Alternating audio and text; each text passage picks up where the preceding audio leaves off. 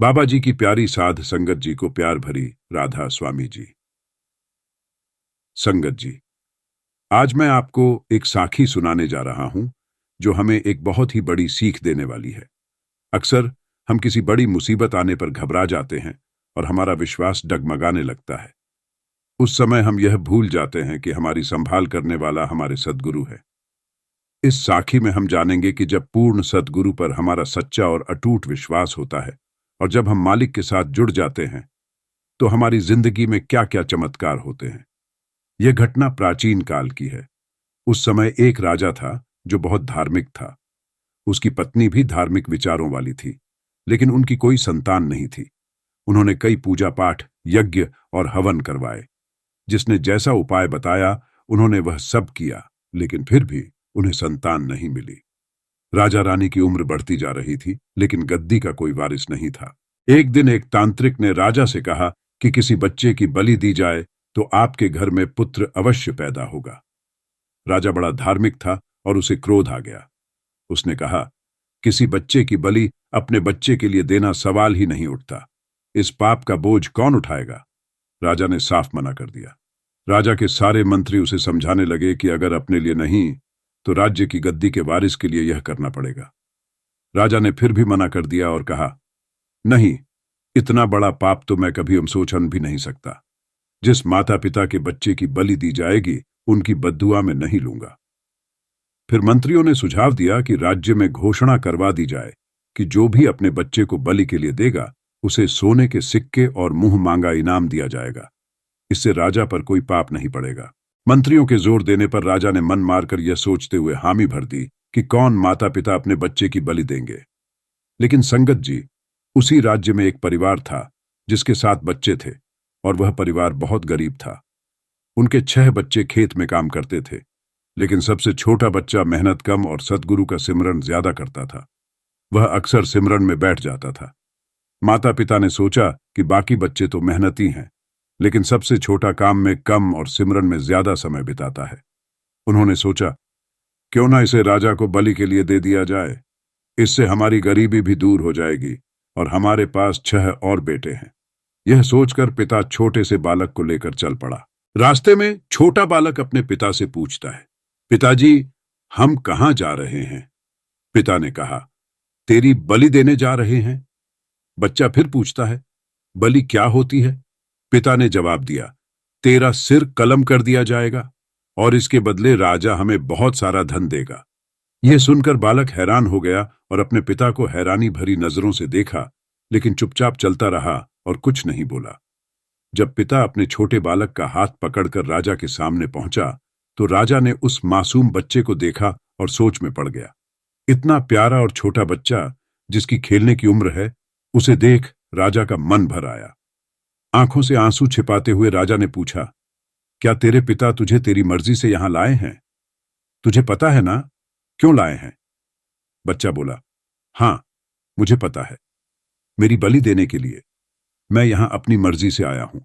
इतने छोटे बच्चे के मुंह से यह बात सुनकर राजा का दिल पसीज गया, लेकिन उसके ऊपर दबाव था और उसे यह काम करना ही था। राजा ने तारीख तय कर दी और घोषणा करवाई कि इस दिन बच्चे की बलि दी जाएगी। तय दिन पर प्रजा इकट्ठा हो गई और कसाई भी आ गया। अब छोटा बच्चा खड़ा था।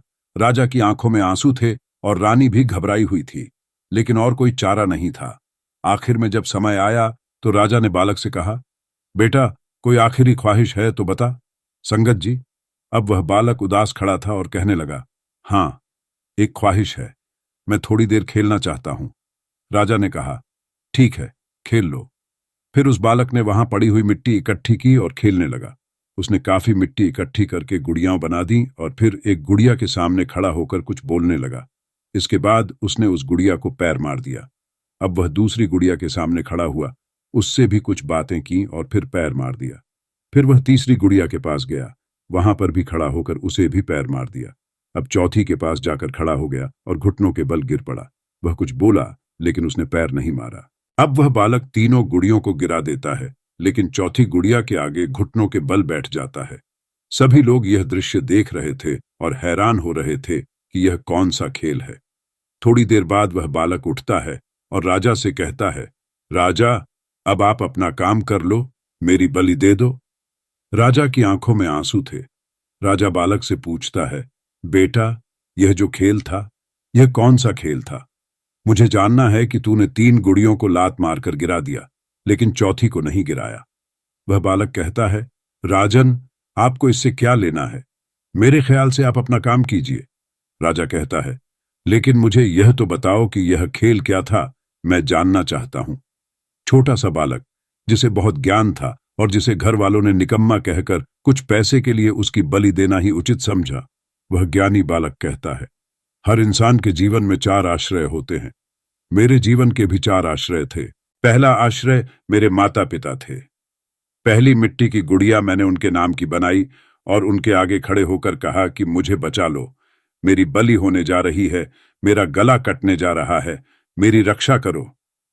फिर मैंने मन में सोचा कि यही तो खुद मुझे लेकर आए हैं, यही तो मुझे मारने वाले हैं, यह तो झूठा आश्रय है, इसलिए मैंने उसे पैर मारकर गिरा दिया। दूसरा आश्रय मेरे जीवन का, जो सभी के जीवन का होता है, वह होता है राजा।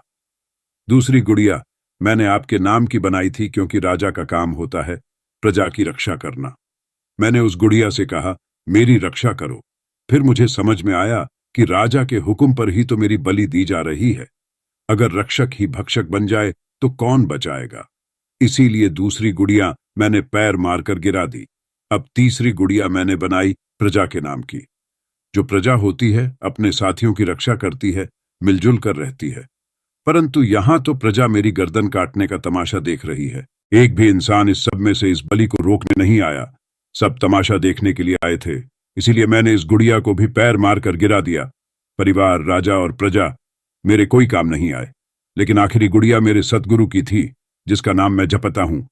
उस एक मालिक के सामने मैंने घुटने टेक दिए कि हे प्रभु, सब आश्चर्य झूठे हैं, सब ने धोखा दिया, मुझे बस तुझ में ही विश्वास है।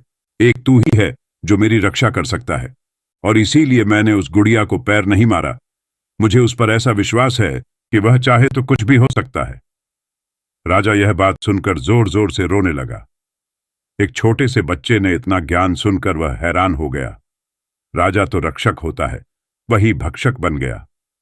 वह मंत्रियों और तांत्रिक पर चिल्ला पड़ा कि तुम सब लोगों के कहने पर मैंने हवन और यज्ञ सब कुछ किया, लेकिन फिर भी मुझे संतान प्राप्ति नहीं हुई। लेकिन इसकी क्या गारंटी है कि बलि देने से बच्चा मिलेगा? एक भी इंसान इस सब में से इस बलि को रोकने नहीं आया। सब तमाशा देखने के लिए आए थे। इसीलिए मैंने इस गुड़िया को भी पैर मारकर गिरा दिया। परिवार, राजा और प्रजा मेरे कोई काम नहीं आए, लेकिन आखिरी गुड़िया मेरे सद्गुरु की थी, जिसका नाम मैं जपता हूं। उस एक मालिक के सामने मैंने घुटने टेक दिए कि हे प्रभु, सब आश्चर्य झूठे हैं, सब ने धोखा दिया, मुझे बस तुझ में ही विश्वास है। एक तू ही है जो मेरी रक्षा कर सकता है, और इसीलिए मैंने उस गुड़िया को पैर नहीं मारा। मुझे उस पर ऐसा विश्वास है कि वह चाहे तो कुछ भी हो सकता है। राजा यह बात सुनकर जोर जोर से रोने लगा। एक छोटे से बच्चे ने इतना ज्ञान सुनकर वह हैरान हो गया। राजा तो रक्षक होता है, वही भक्षक बन गया। वह मंत्रियों और तांत्रिक पर चिल्ला पड़ा कि तुम सब लोगों के कहने पर मैंने हवन और यज्ञ सब कुछ किया, लेकिन फिर भी मुझे संतान प्राप्ति नहीं हुई। लेकिन इसकी क्या गारंटी है कि बलि देने से बच्चा मिलेगा? राजा ने अपनी पत्नी से बात की, यह छोटा सा बालक इतना ज्ञानी है, क्यों ना मैं इसे गोद ले लूं और इसे अपने राज्य का वारिस घोषित कर दूं। इससे बड़ा ज्ञानी कौन होगा? कहां मिलेगा? क्यों ना मैं इसे ही राजगद्दी का वारिस बना दूं? पत्नी ने एकदम हां भर दी। राजा भी खुश हो गया और रानी भी, सारी प्रजा। और यह बात सुनकर बालक दौड़कर उस गुड़िया को लिपट गया। मुझे पता था, मेरे सद्गुरु, तू ही एक सच्चा आसरा है, तू ही है जो बाजी पलट कर रख सकता है। संगत जी, ये साखी हम सबको बताती है कि सद्गुरु कैसे बाजी पलट देते हैं। जिसको सद्गुरु पर विश्वास होता है, उसका कोई बाल भी बांका नहीं कर सकता। अगर आज की साखी से कुछ सीखने को मिला तो कमेंट में राधा स्वामी जरूर लिखें, और हमारे चैनल को सब्सक्राइब जरूर करें और बेल आइकन को प्रेस करें, ताकि हम जब भी कोई नई साखी की वीडियो डालें, सबसे पहले आप तक पहुंच सके। हम आपके लिए ऐसी ही रोजाना साखियां लाते रहेंगे, ताकि आपको भजन स्मरण करने में सहायता मिल सके।